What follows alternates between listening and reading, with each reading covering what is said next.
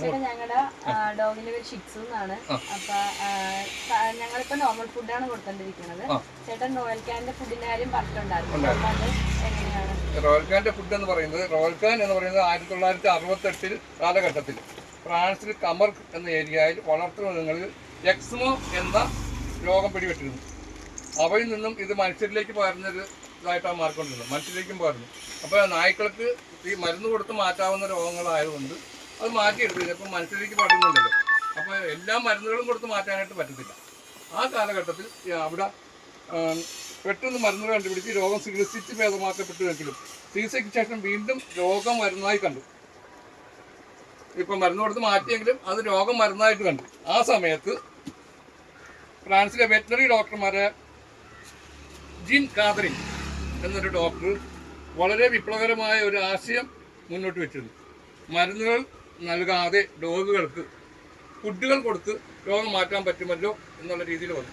അങ്ങനെ ആഹാരമാക്കി മാറ്റി അദ്ദേഹത്തിൻ്റെ ചിന്തയിൽ നിന്നും റോയൽ കാൻ എന്ന ഒരു ലോകപ്രശസ്തമായ പെറ്റ് ഫുഡ് ഫ്രാൻസിൽ ജന്മം കൊണ്ടു. ഫ്രാൻസിലാണ് ഇത് ജന്മം കൊള്ളുന്നത്.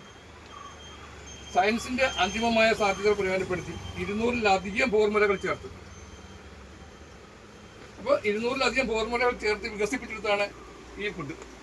അതിൻ്റെ ഓരോ അഭയങ്ങളും നോക്കി അവർ കറക്റ്റ് കണ്ടുപിടിച്ചതിന് ശേഷം എങ്ങനെ തീരുമാനിക്കാം, എങ്ങനെ ഉണ്ടാക്കാം എന്നുള്ളതിനെ പറ്റിയൊക്കെ അവർ തീരുമാനിച്ചു. അങ്ങനെ അവർ ആദ്യമേ ഫുഡ് ഉണ്ടാക്കുന്നത് പട്ടികളിലേക്കാണ്. പട്ടികളുടെ ഫുഡ് എന്ന് വെച്ചാൽ 1968 ആ ഫുഡ് ഉണ്ടാക്കിയിരിക്കുന്നത്. 68 ഉണ്ടാക്കാൻ തുടങ്ങി. പിന്നെ 12 വർഷം കഴിഞ്ഞിട്ടാണ് ഉണ്ടാക്കുന്നത്. 68 കഴിഞ്ഞ് 1980 ഫുഡ് ഫസ്റ്റ് ഉണ്ടാക്കുന്നത്. അത് എല്ലാ പട്ടികൾക്കും വേണ്ടിയിട്ടായി. അതിൽ നിന്നും വേർതിരിച്ച് 1994 ഫസ്റ്റ് രണ്ടാമത് വേറൊരു ഫുഡ് ഉണ്ടാക്കാൻ തുടങ്ങിയത്. അതിനുശേഷമാണ് 1997 മിനി, ഇപ്പം നിങ്ങൾ പറഞ്ഞ മിനി പട്ടികൾക്ക് വേണ്ടിയിട്ടുള്ള ഫുഡ് ഉണ്ടാക്കാൻ തുടങ്ങിയത്. അപ്പോൾ അതാണ് അവർ ഓരോ കണ്ടുപിടുത്തങ്ങളാണ്. അവിടെ 200-ൽ പരം കാര്യങ്ങൾ കണ്ടുപിടിച്ചത് നമ്മൾ നേരത്തെ പറഞ്ഞല്ലോ. അപ്പോൾ അതിൽ ഓരോ കാര്യങ്ങൾ വെച്ചാണ് ഇത് ഉണ്ടാക്കാൻ തുടങ്ങിയത്. അപ്പോൾ അതുണ്ടാക്കാൻ തുടങ്ങി 1998 ക്യാറ്റിന് വേണ്ടി. അപ്പം ഈ മിനി ഇതിനേക്കാൾ ചെറുതാണല്ലേ ക്യാറ്റ്. ഇപ്പോൾ ക്യാറ്റിൻ്റെ ഇതുപോലെയുള്ളതിനെ ഉണ്ടാക്കണമെന്നുണ്ടെങ്കിൽ അത് കണ്ടുപിടിക്കണം. അതിന് അതിൻ്റെ രോമ വളർച്ചയ്ക്ക് അതിൻ്റെ ആകൃതിയിൽ മുഴുപ്പുകൾ അങ്ങനെയൊക്കെ ഉണ്ടാകണമെന്നുണ്ടെങ്കിൽ അത് കണ്ടുപിടിക്കണം. അപ്പോൾ അങ്ങനെ ആ ക്യാറ്റിനെ പറ്റിയുള്ള ഫുഡുകൾ അവർ കണ്ടുപിടിക്കാൻ തുടങ്ങി. അത് നമുക്ക് 1999 പേർഷ്യൻ ക്യാറ്റിനെ പറ്റിയായി. പേർഷ്യൻ മുമ്പ് കാണിച്ചില്ലേ ഓരോ പേർഷ്യൻ്റെ അത് പേർഷ്യൻ 30 എന്നുള്ളൊരു ഫുഡായി 98. അപ്പോൾ അങ്ങനെ 99 അങ്ങനെ വരുന്ന സമയത്ത് പേർഷ്യൻ 30 എന്നുള്ള പേരിലാണ് വന്നത്. പിന്നെ 2017 ഗ്രേവി, ഈ പൂച്ചകൾക്ക് കൊടുക്കുന്ന ഗ്രേവി ഉണ്ടാക്കാൻ തുടങ്ങി. അതിനുശേഷം 2010 പപ്പി മാക്സി നിൽക്കുന്ന മിനിമം ഇതുപോലുള്ള കുട്ടികളുണ്ടാക്കി. അങ്ങനെയാണ് അവർ റോയൽ കാനിൻ്റെ പേരെടുക്കുക. എന്തെന്നാൽ അവരുടെ 16 സ്ഥലങ്ങളിലേക്ക് 16 രാജ്യങ്ങളിലേക്ക് ഇത് കൂടുതലായിട്ട് വ്യാപിപ്പിക്കാൻ തുടങ്ങിയെന്ന് വെച്ച് കഴിഞ്ഞാൽ അവർക്ക് Belgium, Denmark, Germany, Italy, Spain, Sweden, Netherland എന്നിവിടങ്ങളിലേക്കും എല്ലാം ബ്രാൻഡുകളും വളർന്നു. ഇന്ന് ക്യാറ്റുകൾക്കും ഡോഗുകൾക്കും ആവശ്യമായ പലതരത്തിലുള്ള ഫോർമുലകൾ റോയൽ കാൻ എന്ന പേരിലാണ് നമുക്ക് അറിയപ്പെടുന്നത്.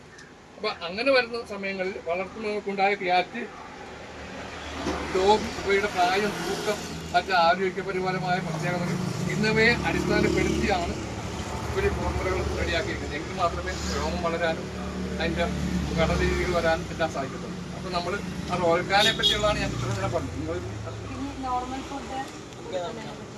നോർമൽ ഫുഡ് എന്ന് പറയുന്നത് ഇപ്പം നമ്മുടെ ഇന്ത്യയിൽ കൂടുതലായിട്ട് കിട്ടുന്നത് ചെറിയ പട്ടിക്കാണെങ്കിൽ ഫോക്കസ്, റൂട്ട്സിൻ്റെ ഫോക്കസ് എന്നുള്ള ഫുഡാണ് കിട്ടുന്നത്. ഈ ഫോക്കസ് എന്നുള്ള സ്റ്റാർട്ടറാണ്. അത് 1 മാസം മുതൽ കൊടുക്കുക. ഇപ്പോൾ 15 ദിവസം മുതൽ നമുക്ക് കൊടുക്കാനുള്ളതാണ് പപ്പി സ്റ്റാർട്ടർ. ഇത് 15 ദിവസം വഴി തിളപ്പിച്ച് ചെറിയ ചൂടുവെള്ളത്തിൽ തിളപ്പിച്ച് ചെറിയാക്കി എടുത്തിട്ട് നമുക്കത് പോലെ ആക്കിയിട്ട് അതിനെ കൊടുത്ത് പഠിപ്പിക്കാൻ തുടങ്ങി കഴിയുമ്പോൾ 1 മാസം മുതൽ നമുക്ക് സ്റ്റാർട്ടറിലേക്ക് പോകാം. ഫോക്കസ് സ്റ്റാർട്ടർ കഴിഞ്ഞ് കഴിഞ്ഞാൽ അത് 1 മാസം മുതൽ 2 മാസം വരെയാണ് ഫോക്കസ് സ്റ്റാർട്ടർ കൊടുക്കുന്നത്.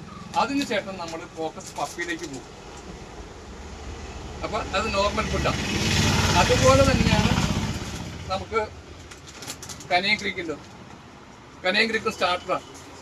അതും 1 മാസം കഴിഞ്ഞാൽ കൊടുക്കാം. ഞാനിപ്പോൾ പറഞ്ഞ പോലെ സിർലാക്ക് കൊടുത്ത് പഠിപ്പിച്ചതിന് ശേഷം, സിർലാക്ക് പല കമ്പനിയുടെ സിർലാക്കുകളുണ്ട്. അപ്പോൾ നമുക്ക് ഇഷ്ടപ്പെട്ട ഏതാണോ അതാണ്. 15 ദിവസം കൊടുക്കാവുന്ന, 30 ദിവസം കൊടുക്കാവുന്ന, അങ്ങനെ പല കമ്പനികളുടെ സിർലാക്കുകളുണ്ട്.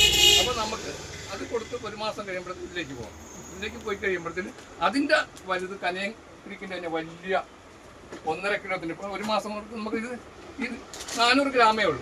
എത്ര ദിവസത്തേക്കൊന്നും നമുക്ക് തന്നെ കണക്കാക്കും. അപ്പോൾ അതിൻ്റെ വലിയ ബാഗിലേക്ക് നോക്കി ഇത് 1.5 കിലോ കിട്ടും. അപ്പോൾ അതിന് വിലകൾ വ്യത്യാസങ്ങളുണ്ടാകും. അതാണ് ഈ നോർമൽ എന്ന് പറയുന്നത്. തായ്ലൻഡിൻ്റെ ഫുഡുണ്ട്. 2 മാസം പ്രായമായ തായ്ലൻഡിൻ്റെ ഫുഡ് കൊടുക്കാം.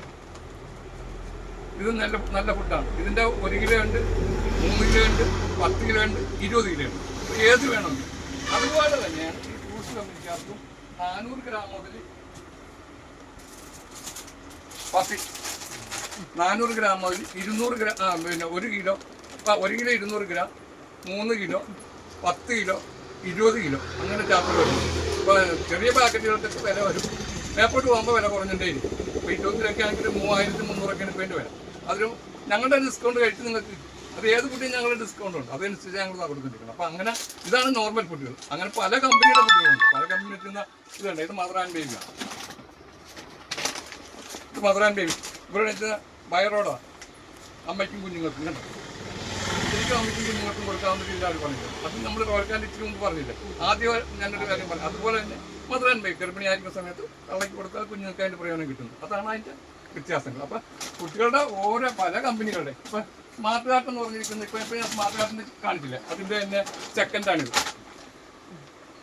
വേണ്ട വ്യത്യാസം കണ്ട. മറ്റേ സ്മാർട്ട് കാർട്ട് പവർ പാക്ക്, ഇത് വേറെ സ്മാർട്ട് കാർട്ട്. ഇത് ചിക്കൻ ആൻഡ് എഗ് ഉണ്ട്, ചിക്കൻ ആൻഡ് ലിവറുണ്ട്. അത് ചെറുതിനും വലുതിനും ഏത് വേണോ നമ്മുടെ ഇഷ്ടം. ഇത് 2 കളറായിരിക്കും ഇതിനകത്ത് കിടക്കുന്ന സാധനങ്ങൾ. അത് നിങ്ങളുടെ ഇഷ്ടമാണ്.